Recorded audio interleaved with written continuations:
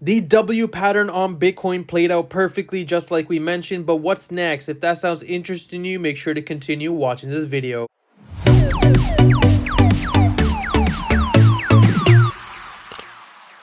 Hey guys, Pingu Charts here. Welcome back to another Bitcoin analysis. As always, if you do enjoy my content, make sure to hit that like and subscribe button. Now, yesterday we called out this W formation beautifully. You can see that we did test that level and we actually broke above the previous highs at around the 20.5.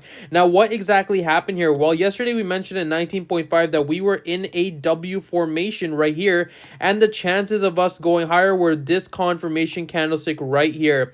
You can see that this was a confirming candle that the W formation was valid, and we saw a beautiful move and a continuation to 20.5. But what's going to happen now on Bitcoin? Well, ideally, since we broke above the previous resistance over here, the next level of interest is going to be 20.7. Now, again, with 20.7 in play, we can zoom out a bit and kind of look at an overall picture on Bitcoin. I'm not saying that we are in a massive bull trend just as of right now, but if we can hold above this 20.7 level, I would start leaning towards a short-term, more bullish movement on Bitcoin. We can start to look where this wick happened right over here and the start of the fall, and we can kind of have an idea that this was a consolidation range, and we can possibly be looking to retest around the $22,000 to $23,000 level. But of course, there's a lot of room for Bitcoin to first break above, right?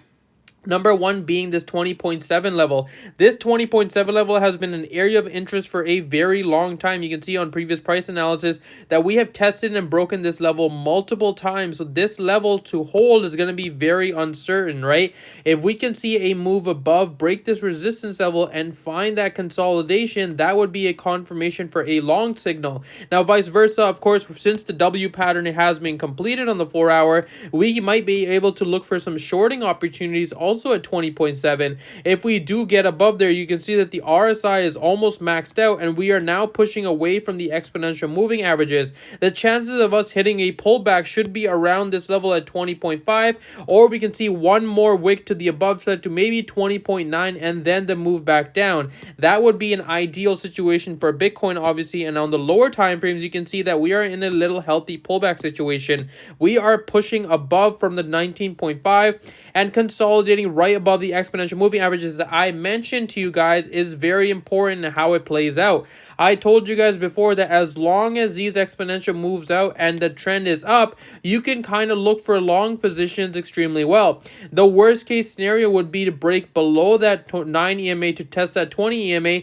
But as long as this holds, you can just see a ladder upwards. And that is an extreme move for Bitcoin, right? We came from all the way down to 19,000 and just laddered all the way up. So those are just some massive gains for those of you that are using these indicators.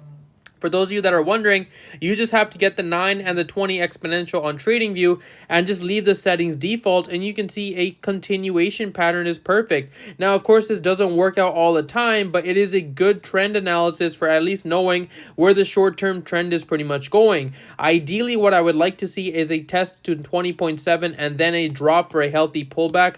Retest maybe around these highs right over here, around the 20.2, and then a continuation higher once more. That would be the ideal situation for Bitcoin. Now, of course, on the bearish standpoint, if we can't break above this 20.7, we would be looking to retest the 19.5 and possibly the 18.8. But I really hope that Bitcoin doesn't do something like this that it did before, right? We don't want to see this situation happen again, where basically the coin went straight up. We saw the manipulation wicks and a bar straight down. This time is a little bit different though. You can see on the hourly, we are seeing some healthy pullbacks and then a continuation higher. That's pretty much what we are looking for when you come to a bull trend for a short-term analysis. That's pretty much all I have for you guys today though. As always, if you do enjoy my content, make sure to hit that like and subscribe button, and I hope you guys have a wonderful day.